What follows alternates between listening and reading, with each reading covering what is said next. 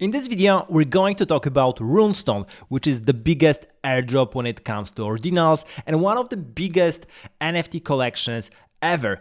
Also, it's super interesting, so I'm gonna get on the story. Let's get started with the collection itself. As you can see, those are ordinals which are all looking the same, at least for now. Maybe that will change in the future. We don't know that yet. Basically, it's community driven, organized by Leonidas. So Leonidas basically just tweeted about it, but he organized the community around it, and then the community decided to do this airdrop. They fundraised dozens of thousands of dollars to actually airdrop to everyone who participated in the first year of ordinals, and they got one runestone for free. So you were getting this basically if you had at least 3 ordinals from the first year of ordinals existing. So that was the criteria. That was the only criterion here, and basically it was very fair because it was only every wallet was given just one runestone. So it doesn't matter whether you had like 3 ordinals or you had 300,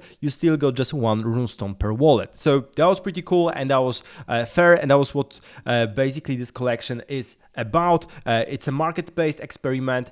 If the market wants less, farming, pre-sales, paid marketing, team allocation, gifts to influencers, and more open source eligibility algorithms, bottom-up community-driven initiatives, airdrops that treat whales and minnows equally, rewards for the OGs who showed up before the hype, then Runestone is basically the answer here, and that's what they're trying to do. There's a good summary also from Joeler here, that the Runestone airdrop was fairly distributed to OG ordinal wallet, and it's not about just being a whale, but if you just collected 3 different ordinals, just as I've mentioned during the first year, then that's basically it. So this is all about decentralization, community, market liquidity also, because it's a little bit like a meme right now, trading at a $250 million market cap, and it's also an airdrop, so of course it's super exciting for all the people that got it, which is really, really cool. So what I wanted to mention here is that first of all, they also did a couple of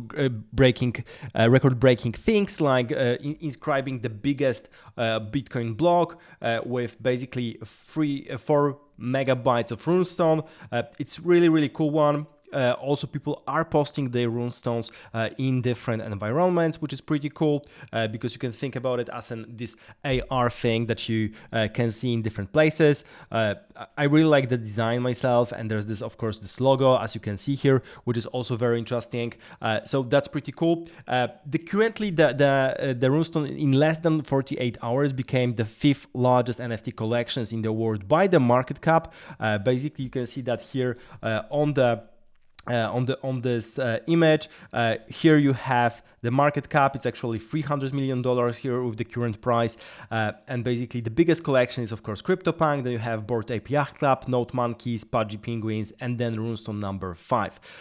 Of course, to a certain extent that's also the case because they have 100, almost 20,000 elements in a collection, and depending on the floor price, which is going up and down between 0.3 to 0.4 BTC, there's still some potential to grow, I think. So if you think about the collection, so I was just doing running some numbers, and basically I think the good example and the good comparison here is what happened to other deeds by other side.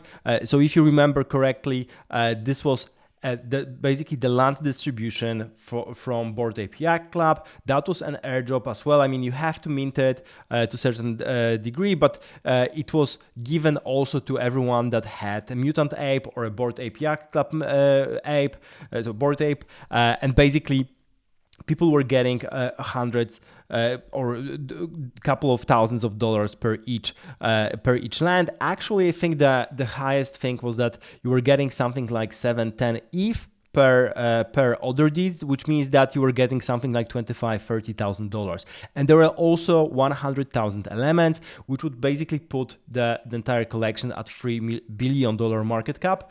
And I think this is the fair comparison here to Runestone. Of course, nothing here is financial advice. I'm not saying that Runestone will run to these numbers, so that would basically make it go 10x from here. But I'm just saying that it's possible, and there was a precedent in history that happened basically to other deeds. So of course, a lot depends on the community around it. I think the cool narrative here is that this is the very first such a big airdrop on Ordinals especially, and one of the only such airdrops in NFT history, which is a big thing. There's a huge community around it as well.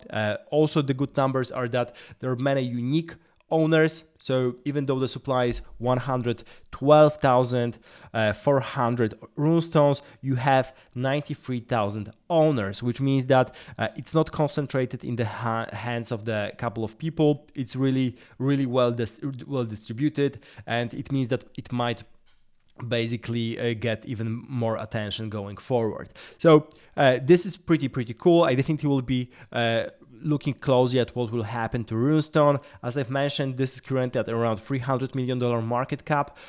If it were to go to $3 billion market cap, the price would be probably something around 0.4 BTC. Currently it's 0.04 BTC. Of course, again, not a financial advice, pure speculation here. I'm just trying to compare and run the numbers for what might to happen in the future. So this is it. Thank you for watching. Subscribe to the channel to not miss anything on Runestones, and see you in the next video.